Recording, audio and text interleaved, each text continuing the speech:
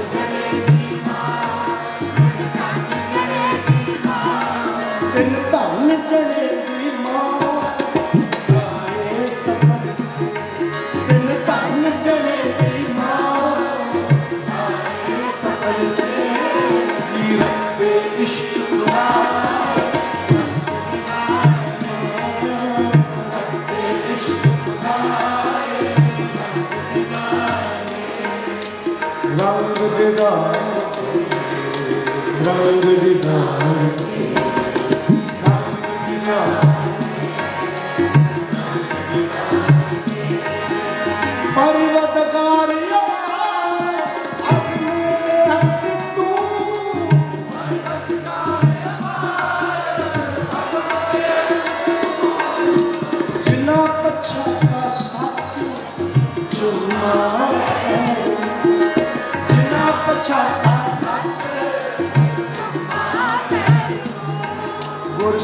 खाती हर फूल दे पापी की इज्जत पाए उसे खाती हर फूल दे पापी की इज्जत पाए हम पापी की इज्जत पाए पापी की इज्जत पाए पापी की इज्जत पाए पापी की इज्जत पाए जिना पछाता जिना पछाता जिना पछाता सच जुम्मा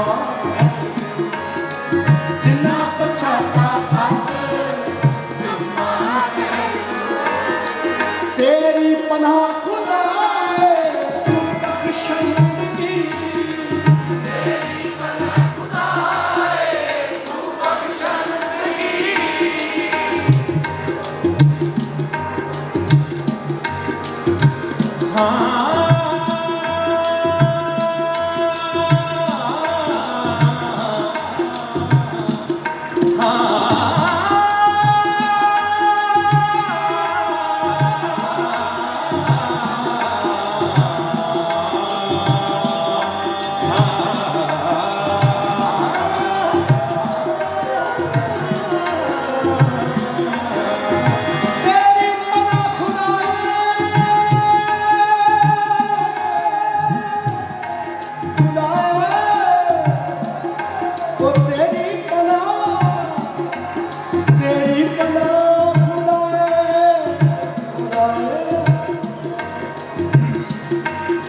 तेरी पनाह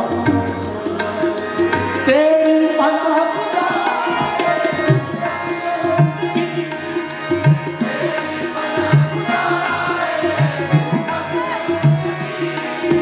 शेख फरीदा खैर की जय बंदगी शेख फरीदा खैर की जय मंगो खैर की जय बंदगी खैर की जय बंदगी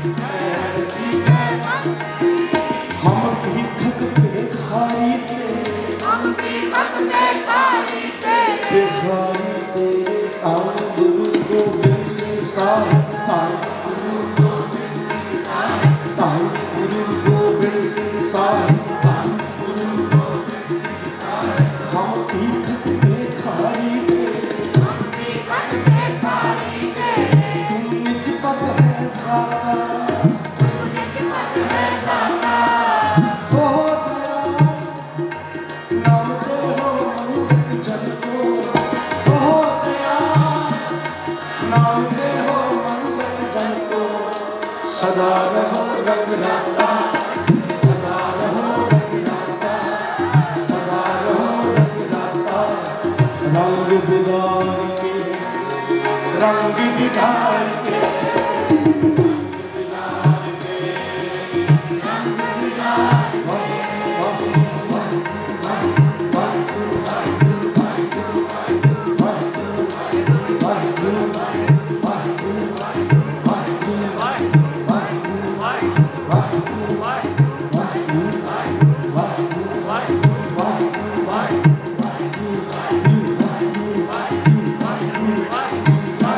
Bye.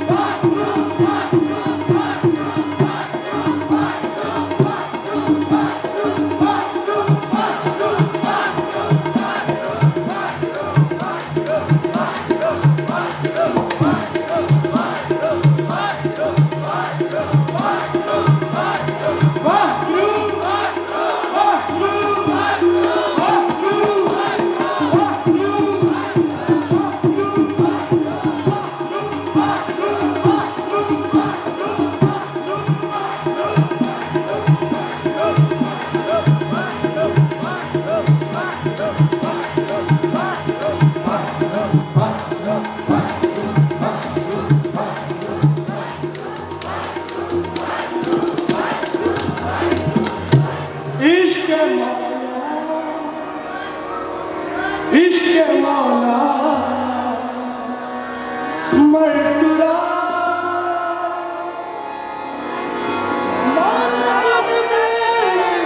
इश्क मौला मौला मौला मौला मौला मौला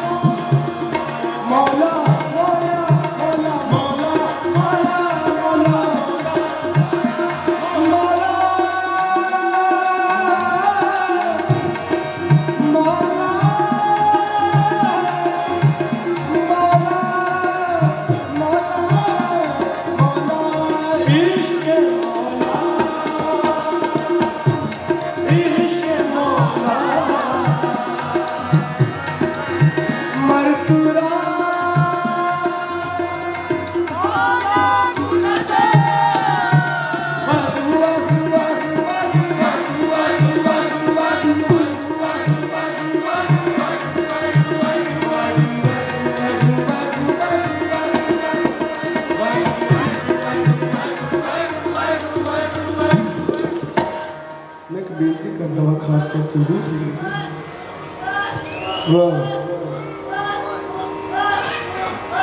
मैं पहले कीर्तन की ईश्वर गायन करता सी गुरु महाराज ने करवाया सी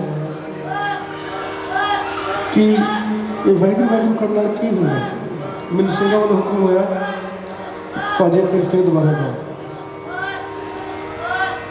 सो यूथ में एक बेनती करना चाहना बेसिकली आजकल बड़ा एजुकेटेड यूथ है वो सीधा बिलीव नहीं करते किसी गल से कि रब है कि नहीं वो बिलीव नहीं करते कि गुरु साहब तत्ती तवी दे बैठे होंगे कि नहीं they are so practical America च नहीं यूथ को एक बेनती मैं करदा कि दृढ़ता दे नाल भरोसा रखियो गुरु ग्रंथ साहब महाराज ते तुहानूं हर गल दा जवाब गुरु ग्रंथ साहब पातशाह च मिलेगा कभी भी कोई क्वेश्चन हो लाइफ बारे अध्यात्मक तौर पर ब्रह्मांड बारे अध्यात्मक तौर पर कोई भी क्वेश्चन हो गुरु ग्रंथ साहब महाराज के अरदास करो मेरा पूर्ण भरोसा है मैनू हर जवाब गुरु ग्रंथ साहब पातशाह मिलेगा तुहानूं जरूर मिलेगा दूसरी गल कभी वड्डियां नाल आर्गू नहीं करना मैं देखदा बच्चे ना बहुत आर्गूमेंट करते हैं वड्डियां नाल वाई हाउ बस यही क्वेश्चन आर्गूमेंट नहीं करना बैठ के विचार करना महाराज कहते विचार करना आर्गूमेंट नहीं करना क्योंकि आर्गूमेंट विच प्रॉब्लम्स क्रिएट होंदियां तो जदों असीं विचार करते हैं विचार करने का मतलब होता है कि सामने वाले की सुनो गुरु ग्रंथ साहब महाराज की बाणी नाल तोलो फिर देखो सच कह देखो मैं कुछ कह रहा मैं भी झूठ कह सकता after all I am human इंसान ही कोई कथावाचक आवे वो मुँह चो कोई ऐसी बात निकल सकती डोंट बिलीव दैम कभी विश्वास ना करो बिलीव भरोसा सिर्फ तो सिर्फ गुरु ग्रंथ साहब महाराज ते रखो ਜਦੋਂ भी कोई तुहानूं कोई गल कहता है कि तत्ती तवी ते किवें बह सकदी है सुखमनी साहब पढ़ लिया तुहानूं जवाब मिल जाए जदों कोई कहता कि इन्नी छोटी एज में किवें इन्नी दृढ़ता आ सकती है सुखमनी साहब पढ़ लियो जपजी साहब पढ़ लियो सिद्ध गोष्ठ पढ़ लियो तुहानूं बड़े सारे सवालों का जवाब तो तुहानूं सिद्ध गोष्ठ मिल जाए गुरमुखी पढ़ो घरां च गुरमुखी बोलो भाषा कोई भी माड़ी नहीं मैं हमेशा बेनती करता हूँ कि असीं सिर्फ पंजाबी च कथा करी जाते हैं सानू मद्रासी गुजराती तेलुगु पर्शियन इंग्लिश जिन्नियां भी लैंग्वेज हर लैंग्वेज कथावाचक चाहिए क्योंकि गुरु नानक जिहड़ी कंट्री गया जिहड़े देश गया उत्थों की भाषा नाल गल कीती क्योंकि उन्होंने कम्यूनीकेशन हो सकी जे सच का प्रचार करना है ना गुरु ग्रंथ साहब महाराज का एक गल याद रखो कि this is your responsibility youth असी ब्राह्मण नहीं बनना, ब्राह्मण तो पास ब्राह्मण बहुत वड्डी उपाधि है, पर असी वो पांडे नहीं बनना, लाइक पंडित नहीं बनना, पंडित नहीं पुजारी नहीं बनना। पंडित भी एक बहुत वड्डी डिग्री है, ब्राह्मण भी एक बहुत वड्डी डिग्री है, ब्रह्म ज्ञानी भी एक बहुत वड्डी स्टेज है। पर मैं बेनती ये करना चाहना, सॉरी जो मैं वर्ड कह बैठा माफ़ करना, पर मैं ये गल कहना कि असी पुजारी नहीं बनना, वो जरा काम की पैसे दो तो पूजा करवा दो। सिख आप अरदास करे, हर सिख आप कीर्तन करे, हर सिख को गुरु साहब के अर्थ वर्ड बाय वर्ड पता होने चाहिए। हर गुरसिख को ये मत होनी चाहिए, गुरु की मत है। बाणी पढ़ो, गुरमुखों का इतिहास पढ़ो। असी कई भी सोची पै जाते कि पंथ का की होएगा, पंथ का कुछ नहीं हो सकता। पंथ हमेशा ही चढ़ती कला च है, तो चढ़ती कला च ही रहना है।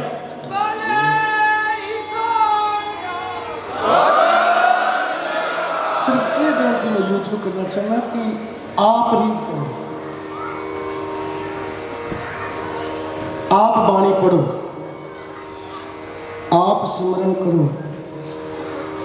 मैं इतने वाहगुरू वाहगुरू कही जाना, तुम करी जाने हो, इतना तो कर लोगे तो घर जाके गुरुद्वारे होए सो जी पाई सी, होमवर्क मिल गया तो घरे जाके नहीं करना।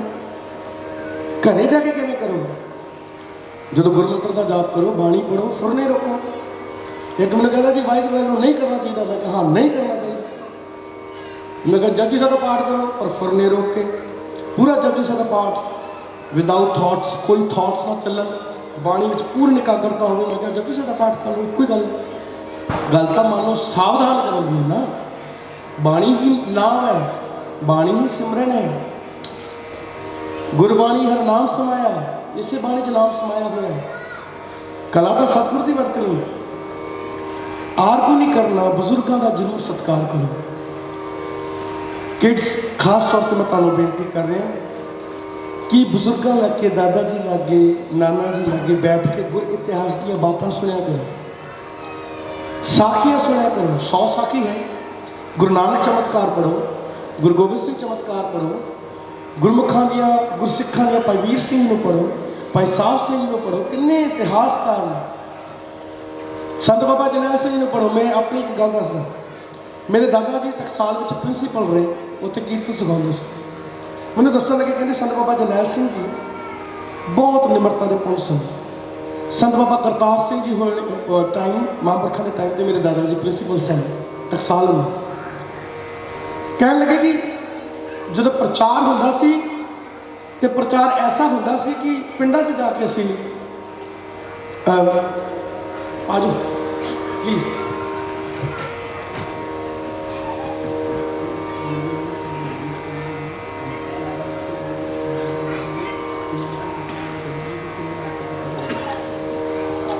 सो महापुरख इन्नी निमरता वाले सन।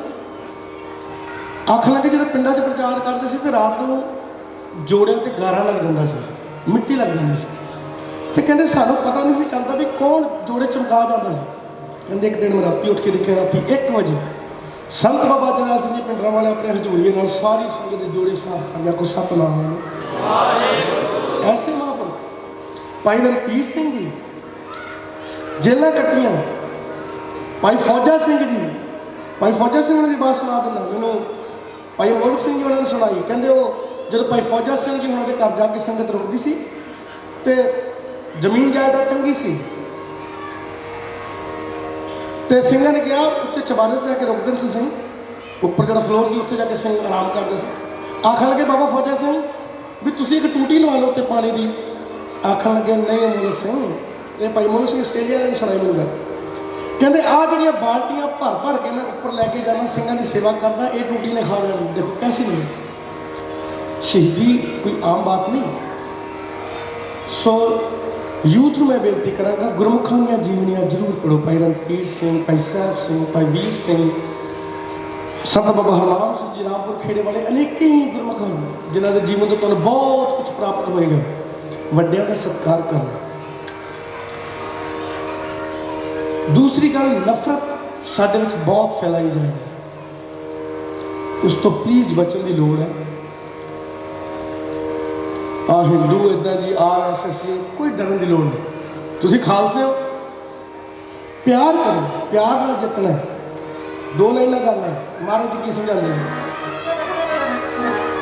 साच कहूं सुन ले हो सब, साच कहो सुन ले हो सब, जिन प्रेम किया दिल ही का जिन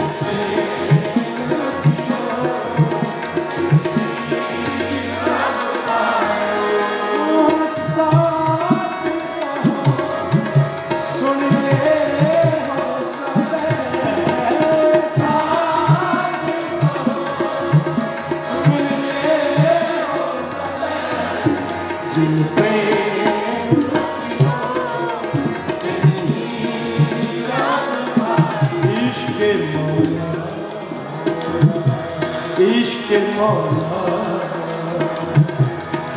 मनपुरा मौला कुलत इश्क मौला मौला मौला मनपुरा मौला कुलत मौला कुलत